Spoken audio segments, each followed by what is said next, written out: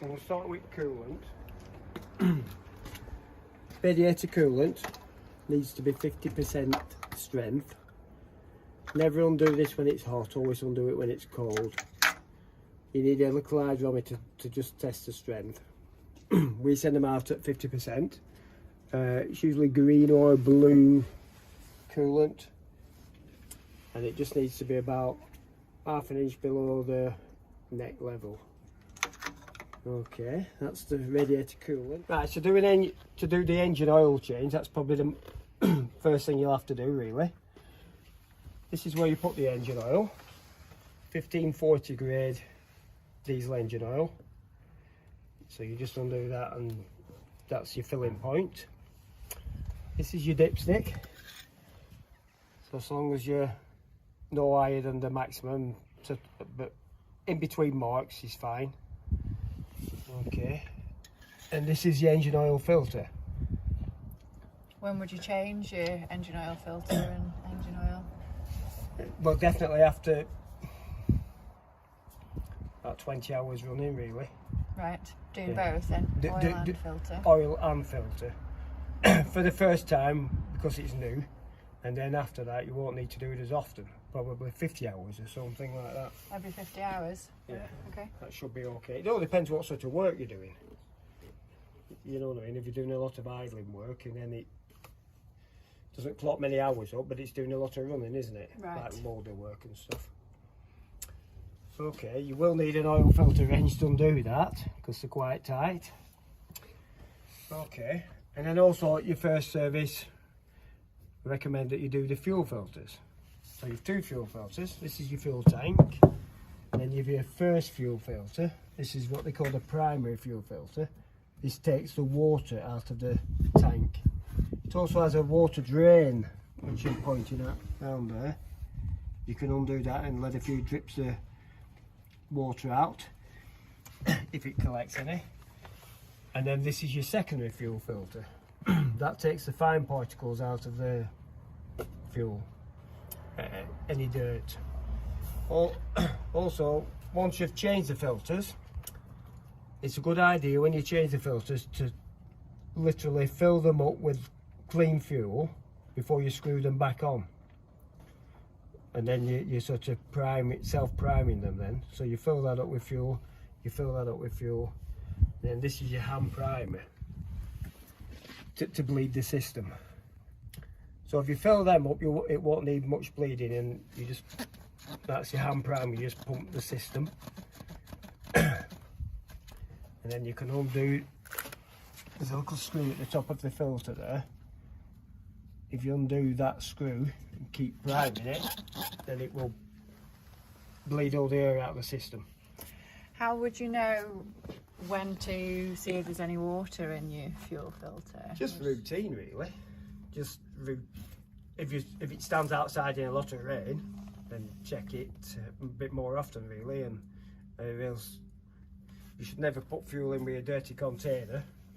But if it does accidentally get put in with a dirty container, then you get dirt in your fuel tank, and then it'll collect a lot more water and contaminants. Right.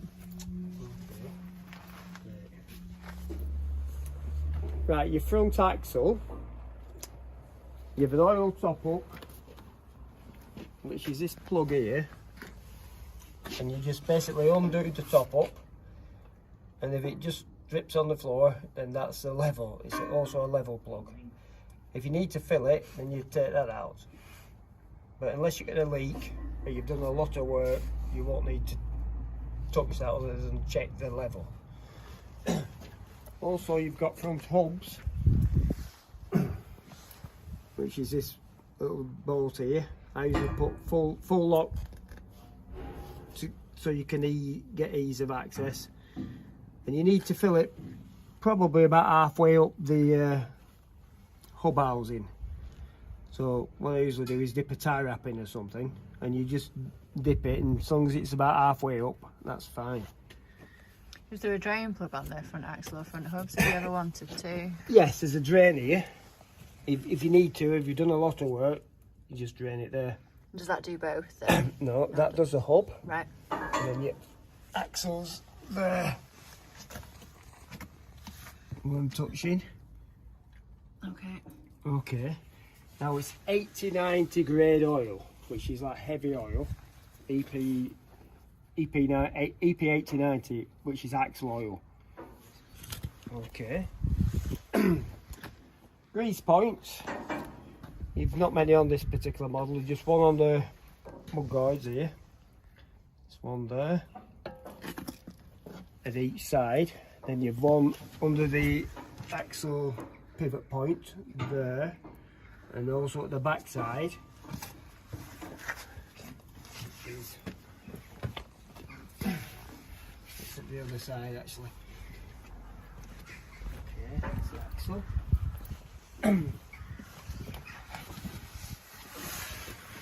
Yes, yeah.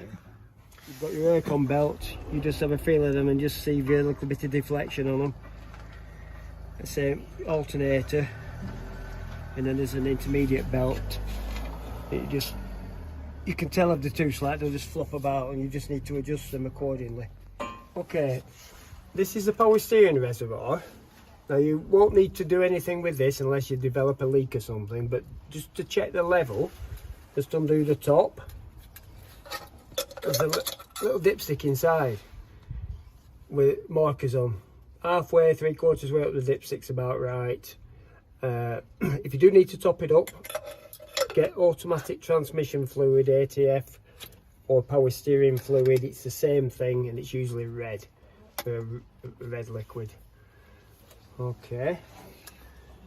Okay, this is your battery. So basically just check the terminals, just basically touch them and just see that they're tight. This is your battery isolator. Should you have any electrical faults or you stand your vehicle for long periods of time, just turn it off and that will save your battery going flat, and that's back on. Okay, this is the air filter. Now it depends what sort of work you're doing. If you're cutting grass and dusty conditions, then you'll need to check this more often, and you just undo these clips, 3 clips, and pull it out and just see whether it needs cleaning or not. Sometimes if it's not very dirty, you can just dust it out with an air line or something. Does this change colour or something if it's... Yes. That will only go to red when it's blocked. So it's like too late when it's red, is it? Yes. Okay. You're better looking at it. It's in green and you can test it back. Okay, so this is your hydraulic tank, and you use ISO 32 hydraulic oil, which is very thin stuff and it's purposely blended for hydraulic use.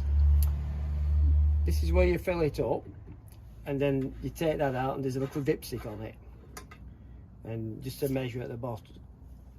So don't overfill it, just no more than the marking on the dipstick, which is at the bottom of the dipstick. Okay, so that's the hydraulic oil. You're going to need to check the level if you have any leaks, or if you keep fastening things on your back end and every time you connect it you get a little bit of oil loss, then you'll lose it in here. Okay, otherwise it lasts for quite a long time, as long as you keep everything clean. That's the key, keep everything spotless and clean. When you're connecting things onto your auxiliary services like your spool valves, give them a wipe with a cloth before you connect them up, otherwise you're entering dirt into the system, which will give you a lot of trouble. There's 2 hydraulic filters on this one, isn't there? Yes, there's 2 hydraulic filters. There's one hydraulic filter here, and then there's one just here from the pump.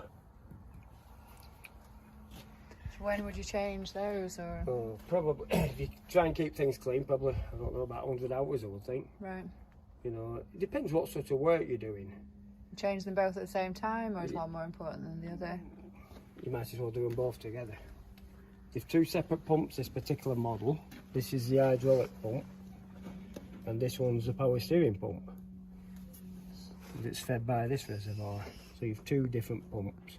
The power steering doesn't have a filter, does it, or it's got a goes in the tank, is it? It has a filter within the canister, but you have to change the whole canister. Right. Yeah, but unless you're topping up with dirty containers, you won't get any dirt in it unless you put it in yourself, basically. So if you're doing an oil change on the transmission, you're going to use Suto universal transmission oil with the wet brake additive? Yes, because it's got inboard wet brakes. Yeah, okay. Gearbox and your axles, your rear axle, the dipstick is just here, and you just check that it's up to the maximum. Okay, so that's the dipstick part of it, and then to top it up, it's this point here. But this sort of oil change only needs to be done after you've done a lot of hours, and I can show you where the drain points are. We'll have to get under the tractor and I'll show you that. Okay, to drain the engine oil, you'll need to undo this plug here, which is, it's a 32mm spanner size, and you'll have a washer on, a Dalty washer, sealing washer. And bear in mind when you put it back, don't over tighten it because it's only in cast aluminium, so be careful not to strip it and break it. Okay, so that's where you drain it at that point there. So this is the rear end back axle drain point. Once again, it's 32mm. No, this one's 30mm actually. It's 30mm, that one. Okay. Okay, once again, when you clean it, drain it, wipe it clean, make sure the Dalty washer isn't damaged, the ordinary thing, but leaks. Is that the same sort of idea? Don't tighten it too hard, or is it not as important? This is a little bit tougher because it's cast iron rather than cast aluminium, but don't tighten it. Be sensible, and if you use a Dalty washer, you don't need to be too tight anyway. A nice sealing washer. Okay, so there's a couple of grease points. This is the clutch stroke brake pedal cross shaft, and the grease nipples there. And then the other side for the brakes, it's the.